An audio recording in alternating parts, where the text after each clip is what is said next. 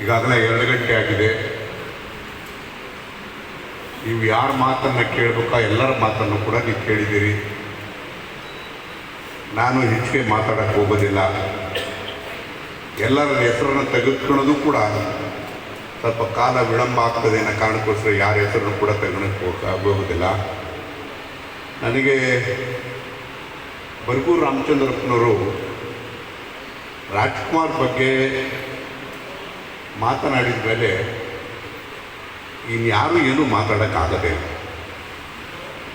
ಬಹುಶಃ ಅವರು ನನಗೊಂದೊಂದು ಸರಿ ಬರಗೂರವ್ರ ಕಂಡ್ರೆ ಹೊಟ್ಟೆ ಕಿಚ್ಚು. ನನಗೆ ದೇವರವರಿಗೆ ವಿಮರ್ಶೆ ಮಾಡಿದಂಥ ಒಳ್ಳೆ ನಾಲಿಗೆ ಕೊಟ್ಟಲ್ಲ, ನನಗೆ ಯಾಕೆ ಕೊಡಲಿಲ್ಲ ನಾಲಿಗೆನ ಅಂತ ಅನಿಸ್ತದೆ. ನಾನು ಅನೇಕ ಸರಿ ಹೇಳ್ತಿರ್ತೇನೆ. ಅವ್ರ ಮಾತು ಅಂತ ಹೇಳಿದ್ರೆ ನನ್ನಷ್ಟು ನಾನೇನು ತಲ್ಲಿನೂ ಆಗಿ ಹೋಗ್ತೀನಿ. ಬಹುಶಃ ಅವರಲ್ಲಿರ್ತಕ್ಕಂಥ ವಿದ್ವತ್ತು, ಅವರು ವಿಮರ್ಶಾತ್ಮಕವಾಗಿರ್ತಕ್ಕಂಥ ರೀತಿ ಯಾರಿಗೂ ಕೂಡ ನಾವು ನೋಡೋದಕ್ಕೆ ಸಾಧ್ಯ ಇಲ್ಲ. ಅಂಥ ರಾಮಚಂದ್ರಪ್ಪನವರು ನಮ್ಮಲ್ಲಿ ಇದ್ದು ಈಗಾಗಲೇ ನಮ್ಮ ಕಲಾಕಾರ ಒಂದು ಪ್ರತಿಭೆ, ನಮ್ಮೂರಿನ ಪ್ರತಿಭೆಯೇ ಇವತ್ತು ಅವನೇ ರಚನೆ ಮಾಡಿ ಬರೆದು ಹಾಡಿ, ಅದು ಎಂಥದ್ದು ಅಂತ ಹೇಳಿದ್ರೆ ಬಹುಶಃ ಯಾರಿಗೂ ಈ ಯೋಚನೆ ಬರಲೇ ಇಲ್ವೋ ಅಂತ ಅನಿಸುತ್ತೆ. ರಾಜದೇವ ನನ್ನ ದೈವ ಆ ಟೈಟಲ್ ಕೊಟ್ಟಿದ್ದಾನಲ್ಲ, ಅದಕ್ಕೆ ಹ್ಯಾಂಡ್ಸ್ ಆಫ್. ರಾಜ್ಕುಮಾರ್ ಜೊತೆಗೆ ಈಗಾಗಲೇ ನಮ್ಮ ವೇದಿಕೆ ಮೇಲಿರ್ತಕ್ಕಂಥವರೆಲ್ಲರೂ ಕೂಡ ಬಾಮ ಹರೀಶ್ ಅವರು, ವಾಸೂರವರು ಈಗಾಗಲೇ ಸಾಕಷ್ಟು, ಅದ್ರ ಜೊತೆಗೆ ಶಮಿತಾ ಅವರು ಪಾಪ ಅವರು ಡಾಕ್ಟರ್ ಆಗಬೇಕು ಅಂತೇಳಿ ಆಸೆಪಟ್ಟರು. ಆದರೆ ಡಾಕ್ಟ್ರ್ ಆಗಲಿಲ್ಲ. ಅವರು ಆಸೆಪಟ್ಟರು, ಕಷ್ಟಪಟ್ಟು ಓದಿರು ಆಗಲಿಲ್ಲ. ಬಟ್ ಆಗಿದ್ದೇನಪ್ಪ ಅಂದರೆ ಸಂಗೀತ ಕ್ಷೇತ್ರಕ್ಕೆ ಪ್ರವೇಶವನ್ನು ಮಾಡಿದ್ರು. ಹೋಗಿ ಯಾರು ವಿಧಿ ಎಲ್ಲಿರ್ತದೆ ಅಂತಕ್ಕಂಥದ್ದನ್ನು ಯಾರೂ ಕೂಡ ಅರ್ಥ ಮಾಡ್ಕೊಳಕ್ಕಾಗೋದಿಲ್ಲ. ಹಾಗಾಗಿ ಅದರಲ್ಲೂ ಕೂಡ ವಿಶೇಷವಾಗಿ ಇಂಥ ಕ್ಷೇತ್ರದಲ್ಲಿ, ಸಂಗೀತ ಕ್ಷೇತ್ರ, ಸಾಹಿತ್ಯ ಕ್ಷೇತ್ರದಲ್ಲಿ ತೊಡಗಿಸ್ಕೊಂಡವರಿದ್ದಾರಲ್ಲ, ಅವರು ಭಾಳ ಅಪರೂಪ. ಬಹುಶಃ ಇವತ್ತು ಯಾರಾದರೂ ಕೂಡ ಸಂಗೀತ ಕ್ಷೇತ್ರ ಇರ್ಬೋದು, ಸಾಹಿತ್ಯ, ಇಂಥ ವಿಚಾರದಲ್ಲಿ ಆಸಕ್ತಿ ವಹಿಸ್ತಾರೆ ಅಂತ ಹೇಳಿದ್ರೆ ಬಹುಶಃ ನಮ್ಮ ಸಿರಾ ತಾಲೂಕಿನಲ್ಲಿ ಜಾಸ್ತಿ. ಕಾರಣ ಏನಂದರೆ ಅದಕ್ಕೆ ಮೂಲ ಅಂತ ಹೇಳಿದ್ರೆ ಬರಗೂರು ರಾಮಚಂದ್ರಪ್ಪನವರು. ಹಾಗಾಗಿ ನನಗೂ ಸ್ವಲ್ಪ ನಾಡು, ನುಡಿ, ಸಂಸ್ಕೃತಿ ಬಗ್ಗೆ ಆಸಕ್ತಿ ಬರೋಕ್ಕೆ ಅವರು ಕೂಡ ಕಾರಣರು ಅಂತಕ್ಕಂಥ ಮಾತನ್ನು ಹೇಳಿ, ನನಗೆ ಒಂದು ಈ ರಾಜ್ಕುಮಾರ್ ಅವರು ಬಹುಶಃ ಅಂಥ ಕಲಾ ತಪಸ್ವಿಯನ್ನು ಇಡೀ ದೇಶದಲ್ಲಿ ನಾವು ನೋಡೋದಕ್ಕೆ ಸಾಧ್ಯ ಇಲ್ಲ. ಅವರಿಗೆ ನಟ ಸಾರ್ವಭೌಮ, ವರನಟ, ಬೇರೆದೆಲ್ಲ ಬಿಡಿ, ಆ ಟೈಟಲ್ನ ಸಿಕ್ಕ ಬಹುಶಃ ಯಾರಿಗಾದ್ರೂ ಅರ್ಹತೆ ಇತ್ತು ಅಂತ ಹೇಳಿದ್ರೆ ಅದು ರಾಜ್ಕುಮಾರಿಗೆ ಮಾತ್ರ ಇತ್ತು ಅಂತಕ್ಕಂಥ ಮಾತು. ನನಗೆ ರಾಜ್ಕುಮಾರ್ ಅವರನ್ನ ಒಬ್ಬ ನಟನಾಗಿ ನಾನು ಅತ್ಯಂತ ಚಿಕ್ಕ ವಯಸ್ಸಿನಿಂದ ಸಿನಿಮಾ ನೋಡ್ತಕ್ಕಂಥ ಅಭ್ಯಾಸ. ರಾಜ್ಕುಮಾರ್ ಸಿನಿಮಾ ಬಿಟ್ಟರೆ ಬೇರೆ ಸಿನಿಮಾಗಳು ನಾನು ನೋಡ್ತಿರಲಿಲ್ಲ ಅವಾಗಿಂದ. ನಾನು ಹೇಗೆ ಅಂತ ಹೇಳಿದ್ರೆ, ನಾನಿನ್ನೂ ಕಾಲೇಜಿನಲ್ಲಿ ಓದ್ತಿರ್ಬೇಕಾದಾಗ ಮ್ಯಾಟ್ನಿಗೆ ಹೋದರೆ ಫಸ್ಟ್ ಶೋನು ನೋಡ್ತಿದ್ದೆ, ಸೆಕೆಂಡ್ ಶೋನು ನೋಡ್ತಾ ಇದ್ದೆ, 3 ಶೋನು ನೋಡ್ತಿದ್ವಿ. ಇವ್ರು ಯಾಕೆ ಎದ್ದೋಗ್ಲಿಲ್ಲ ಅಂತೇಳಿ ಯಾರಾದರೂ ಬಂದು ಕೇಳಿದಾಗ ಅವಾಗ ಅಷ್ಟೇ ಟಿಕೆಟ್ ತಗೊಳ್ತಿದ್ವಿ, ಇಲ್ಲದ ಟಿಕೆಟ್ ತಗೊಂಡು ಆ ಥರ ಆಗ್ತಿತ್ತು. ನನಗೆ ಬೆಳೀತಾ ಏನಾಯಿತು ಅಂದರೆ, ನಾನು ರಾಜಕೀಯ ಕ್ಷೇತ್ರಕ್ಕೆ ಬಂದಾಗ ರಾಜ್ಕುಮಾರ್ ಅವ್ರ ಬಗ್ಗೆ ತುಂಬ ಆಸಕ್ತಿ, ಅವ್ರ ಬಗ್ಗೆ ಅಭಿಮಾನ. ನಾನು ಶಾಸಕರಾದ ಮೇಲೆ ಅವ್ರ ಜೊತೆಗೂಡಿದೆ, ಚರ್ಚೆಯಲ್ಲಿ ಭಾಗವಹಿಸ್ತಾ ಇದ್ದೆ, ಅವ್ರ ಮನೆಗೆ ಹೋಗ್ತಾ ಇದ್ದೆ, ಬರ್ತಾಯಿದ್ದೆ, ಭಾಳ ಬಾಂಧವ್ಯ ಇತ್ತು. ಕೊನೆಗೆ ಅವ್ರ ಮಾತಾಡ್ತಾ ನಮಗೂ ಸಿನಿಮಾ ತೆಗಿಬೇಕು ಅನ್ನೋ ಆಸೆ ಬಂದ್ಬಿಟ್ಟು, ಸಿನಿಮಾ ತೆಗಿಬೇಕು ಅಂತ ಅಂದಾಗ ಈ BS ರಂಗ ಅವ್ರ ಮಗ ವಸಂತ ಇದ್ದಾನಲ್ಲ, ವಸಂತಕರನ್ ಲ್ಯಾಬ್ರೇಟ್ರಿ, ಅವನು ನಾನು ಭಾಳ ಸ್ನೇಹಿತರು. ಸಿನಿಮಾ ತೆಗಿಬೇಕು ಅಂತೇಳಿ ನಾವೊಂದು 3-4 ಜನ ಸೇರಿ, ಗೀತಪ್ರಿಯ ಸ್ಟೋರಿ ರೈಟರು, ಅದೆಲ್ಲ ಮಾಡಿದ್ವಿ. ನಾನು 1 ತಿಂಗಳು 5-6 ತಿಂಗಳು ಓಡಾಡಿದೆ ಸಾಕಾಗೋಯ್ತು. ಅವರಿಗೆ ಎಷ್ಟು ಬೇಸರ ಆಯಿತು ಅಂದರೆ, ಬೇಡಪ್ಪ, ಈ ಕ್ಷೇತ್ರ ಕಷ್ಟ ಇದೆ, ಜನ ನಾನು ಓಟ್ ಕೊಟ್ಟು ಆಯ್ಕೆ ಮಾಡಿದ್ದಾರೆ, ಜನಗಳು ಕೆಲಸ ಮಾಡೋಣ ಅಂತ ಹೇಳ್ಬಿಟ್ಟು ಸಿನಿಮಾದಿಂದ ದೂರ ಬಂದ್ಬಿಟ್ಟೆ. ಅದಕ್ಕೆ ಗೊತ್ತಾಗಿ ನಮ್ಮ ದೇವರಾಜ ಅರಸರವರು, ನಾನೊಬ್ಬ ದೇವರಾಜ ಅರಸರ ಒಂಥರ ಮನೆ ಮಗನಾಗಿದ್ದೆ. ಏನಪ್ಪ ಏನೋ ಸಿನಿಮಾ ತೆಗಿತಿದ್ದಿ ಅಂತಲ್ಲ ಹೋದ್ರೆ, ಇಲ್ಲಪ್ಪ ಈ ಥರ ಆಯ್ತು ಕೈ ಬಿಟ್ಬಿಟ್ಟೆ ಅಂತಂದರು.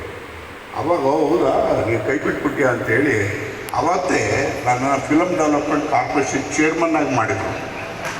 ನಾನು ಫಿಲಮ್ ಡೆವಲಪ್ಮೆಂಟ್ ಕಾರ್ಪೊರೇಷನ್ ಚೇರ್ಮನ್ ಆಗಿ ಸುಮಾರು 1.5 ವರ್ಷ ಇದ್ದೆ.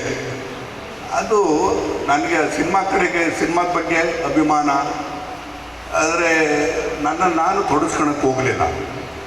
ಬಹುಶಃ ಅತ್ತ ರಾಜ್ಕುಮಾರ್ ಅವ್ರನ್ನ ವೀರಪ್ಪನ ಹಿಡ್ಕೊಂಡು ಹೋದಂಥ ಸಂದರ್ಭದಲ್ಲಿ ನಾವು ಇಡೀ ಸಚಿವ ಸಂಪುಟ ಎಷ್ಟು ಕಷ್ಟಪಡ್ತು ಅಂತಕ್ಕಂಥದ್ದನ್ನು ನಾವು ವರ್ಣಿಸೋದಕ್ಕೆ ಸಾಧ್ಯ ಇಲ್ಲ. ನಾವು ಏನು ಚರ್ಚೆ ಮಾಡ್ತಿದ್ವಿ, ಹೇಗೆ ಮಾಡ್ತಿದ್ವಿ ಅಂತಕ್ಕಂಥದ್ದನ್ನು ಜನಗಳಿಗೆ ಹೇಳೋಕ್ಕೂ ಬರೋದಿಲ್ಲ. ಅದನ್ನು ಬಹುಶಃ ನಮ್ಮ ವೀರಪ್ಪನ ಕೈಯಿಂದ ರಾಜ್ಕುಮಾರ್ ಅವರನ್ನ ಜೀವ ಸಹಿತ ಕರ್ಕೊಂಬರುವಂಥ ಪ್ರಯತ್ನ ಆಗಿದ್ದು, ಆವಾಗ ನಾನೂ ಕೂಡ ಮಂತ್ರಿಯಾಗಿದ್ದೆ ಆ ಸರ್ಕಾರದಲ್ಲಿ ಅಂತಕ್ಕಂಥದ್ದು ಒಂದು ಹೆಮ್ಮೆ ಅಂತಕ್ಕಂಥ ಮಾತನ್ನು ನಾನು ಈ ಸಂದರ್ಭದಲ್ಲಿ ಹೇಳಿ, ಇವತ್ತು ಪುನೀತ್ ನಮಗೂ ಸ್ವಲ್ಪ, ನಮಗೆ ಈ ರಾಜ್ಕುಮಾರ್ ಫ್ಯಾಮಿಲಿಗೂ ನಮಗೂ ಸ್ವಲ್ಪ ಒಂದು ಅವಿನಾಭಾವ ಸಂಬಂಧ. ಪುನೀತು ನನ್ನ ಕೊನೆ ಮಗ, ಯಾವಾಗಲೂ ಕೂಡ ಜೊತೆಯಲ್ಲಿ ಇರ್ತಿದ್ರು, ಜೊತೆಯಲ್ಲೇ ವ್ಯಾಯಾಮ ಮಾಡ್ತಿದ್ರು, ಇದೆಲ್ಲ ಮಾಡ್ತಾಯಿದ್ರು. ಹಾಗಾಗಿ ನನಗೆ ಭಾಳ ಅಚ್ಚುಮೆಚ್ಚಾಗಿದೆ. ನಾನು ಸಾಯೋದಕ್ಕಿಂತ ಮುಂಚೆ ಸುಮಾರು 2-3 ತಿಂಗಳ ಹಿಂದೆ ಯಾವುದೋ ಒಂದು ಆಡಿಯೋ ರಿಲೀಸ್ ಮಾಡೋವಂಥ ಸಂದರ್ಭದಲ್ಲಿ ನಾನು ಕೂಡ ಅವರ ಪುರಿ ಜೊತೆಗಿದ್ದೆ. ಅವತ್ತು ಗಂಟೆಗಟ್ಟಲೆ ಜೊತೆಗಳಿದ್ವಿ, ಊಟ ಮಾಡಿದ್ವಿ. ಆದರೆ ಪುನೀತ್ ಇಲ್ಲ. ಪುನೀತು ಎಷ್ಟು ಫೇಮಸ್ ಆಗಿದ್ದ ಅನ್ನೋದಕ್ಕೆ ಒಂದೇ ಒಂದು ಉದಾಹರಣೆ ಅಂತ ಹೇಳಿದ್ರೆ, ನಾನು ರಾಜ್ಕುಮಾರ್ ಅವ್ರನ್ನ ಅಂತಿಮ ದಿನಗಳನ್ನೂ ನೋಡಿದೆ, ಪುನೀತ್ ಅವ್ರದ್ದು ಅಂತಿಮ ದಿನಗಳು ಕೂಡ ನೋಡಿದೆ. ಬಹುಶಃ ಆ ಪುನೀತ್ನ ನೋಡೋದಕ್ಕೋಸ್ಕರ ಬಂದಿದ್ದವರು ಅಂತ ಹೇಳಿದ್ರೆ ಕರ್ನಾಟಕದ ಒಬ್ಬರೇ ಜನ ಅಲ್ಲ, ರಾಜ್ಯದ ಮೂಲೆ ಮೂಲೆಯಿಂದ ಜನ ಬಂದರು. ಅಷ್ಟೇ ಅಲ್ಲ, ದೇಶದ ಮೂಲೆ ಮೂಲೆಯಿಂದ ಅತ್ಯಂತ ಪ್ರತಿಭಾವಂತ ಜನರು ಮತ್ತು ನಟರು ಕೂಡ ಇವತ್ತು ಬಂದರು ಅಂತ ಹೇಳಿದ್ರೆ, ಆ ಮನುಷ್ಯನಲ್ಲಿ ಎಂಥ ಶಕ್ತಿ ಇತ್ತು ಅಂತೇಳಿ ಯಾರಿಗೂ ಅರ್ಥ ಆಗಲಿಲ್ಲ. ನಾನು ಈ ಪುನೀತನ ಬಗ್ಗೆ ಇಷ್ಟೊಂದು ಅಭಿಮಾನ ತೋರಿಸ್ತಾರಲ್ಲ ಜನ ಅಂತೇಳಿ ನಾವು ಅಂದ್ಕೊಂಡ್ರೆ, ನಾನು ಎಲ್ಲೇ ಟೂರ್ ಮಾಡಿ ನೋಡಿದ್ರು ಕೂಡ ಪ್ರತಿ ಹಳ್ಳಿನಲ್ಲೂ ಕೂಡ ಪುನೀತನ ಬಗ್ಗೆ ದುಃಖವನ್ನು ವ್ಯಕ್ತಪಡಿಸ್ತಕ್ಕಂಥ ಚಿತ್ರವನ್ನು ನಾವು ನೋಡ್ತಾ ಇದ್ವಿ. ಬಹುಶಃ ನಾನು 2 ಜನದ ಸಾವುಗಳನ್ನು ಅಂತ ನೋಡಿದ್ವಿ. ಶ್ರೀಮತಿ ಇಂದಿರಾ ಗಾಂಧಿ ಅವರು ತೀರ್ಕೊಂಡಂಥ ಸಂದರ್ಭದಲ್ಲಿ ನಾನು ದಿನದಲ್ಲಿದ್ದೆ, ಅವತ್ತು ಜೊತೆಯಲ್ಲೇ ಇದ್ದೆ. ಅಂತಿಮ ದಿನಗಳನ್ನು ಯಾವ ರೀತಿಯಾಗಿ ನೋಡಿದರೆ ಅಷ್ಟೊಂದು ಒಂದು ವೈಭವಿತವಾಗಿರ್ತಕ್ಕಂಥ ರೀತಿಯಲ್ಲಿ ಅಂತಿಮ ದಿನಗಳನ್ನು ನೋಡಿದೆ. ಅದನ್ನು ಬಿಟ್ಟರೆ ನೋಡಿದ್ದು ಅಂತ ಹೇಳಿದ್ರೆ ನಮ್ಮ ಪುನೀತ್ ರಾಜ್ಕುಮಾರ್ ಮಾತ್ರ. ಬಹುಶಃ ಇವತ್ತು ಅವರಿಬ್ಬರ ಹೆಸರಿನಲ್ಲಿ ನಮಗೆ ಈ ಕಲಾಕಾರರಲ್ಲಿ ಇಂಥ ಪ್ರತಿಭೆ ಇದೆ ಅಂತಕ್ಕಂಥದ್ದು ನನಗೆ ಗೊತ್ತಿರಲಿಲ್ಲ. ನಾನು ಆಗಾಗ್ಗೆ ಫೋನ್ನಲ್ಲಿ ನಾನು ಸಂಪರ್ಕ ಮಾಡ್ತಿದ್ಬಿಟ್ರೆ ಹೆಚ್ಚು ಸಂಪರ್ಕ ಇರಲಿಲ್ಲ. ಬಹುಶಃ ಇವತ್ತೆಲ್ಲೋ ಒಂದು ಕಡೆಗೆ ಅವ್ರನ್ನ ಬೆಳೆಸ್ತಕ್ಕಂಥ ಸ್ಫೂರ್ತಿ ಬರ್ಗು ರಾಮಚಂದ್ರಪ್ಪ ಇರ್ಬೋದು, ಅವ್ರನ್ನ ಬೆಳೆಸ್ಬೇಕಾದಾಗ ಬಾಮ ಹರೀಶ್ರವರು ಅವರನ್ನು ಬೆಳೆಸುವಂಥ ಕೆಲಸವನ್ನು ಮಾಡಬೇಕು, ಹೆಚ್ಚು ಸಿನಿಮಾದಲ್ಲೇ ತೊಡಗಿಸ್ಕೊಳ್ತಕ್ಕಂಥ ಮತ್ತು ಅವಕಾಶಗಳನ್ನು ಕಲ್ಪಿಸ್ಕೊಡ್ಬೇಕು ಅಂತಕ್ಕಂಥ ವಿನಂತಿನೂ ಕೂಡ ಮಾಡಿ, ನನಗೆ ಬಹುಶಃ ನೀನು ಯಾರು ನಮ್ಮ ಈ ಚಿನ್ನೇಗೌಡರು ನನಗೆ, ನಾವು ಅವರು 50 ವರ್ಷದಿಂದ ಜೊತೆ, ನಾವಿಬ್ಬರು ಒಂದು ದೇವ್ರಿಗೆ ಹೋಗ್ತಾ ಇದ್ವಿ. ಆ ದೇವ್ರು ಹೇಳ್ತಿತ್ತು, ಮುಂದೆ ಹುಟ್ಟತಕ್ಕಂಥ ಗಂಡು ಮಗು ಹುಟ್ಟುತ್ತೆ ರಾಜ್ಕುಮಾರ್ ಅವರಿಗೆ ಪುನೀತ್ ಅಂತ ಹೆಸರಿಡಿ ಅಂತೇಳಿ ನಮ್ಮ ದೇವರು ಹೇಳಿದ್ದು. ಆ ರೀತಿಯಾದಂಥ ನಾವು ಅವರು ಭಾಳ ಅವಿನಾಭಾವ ಸಂಬಂಧ. ಅವ್ರ ಮಕ್ಕಳು ನನ್ನ ಮಕ್ಕಳು ಯಾವತ್ತೂ ಕೂಡ ಜೊತೆಯಲ್ಲಿರ್ತಾರೆ.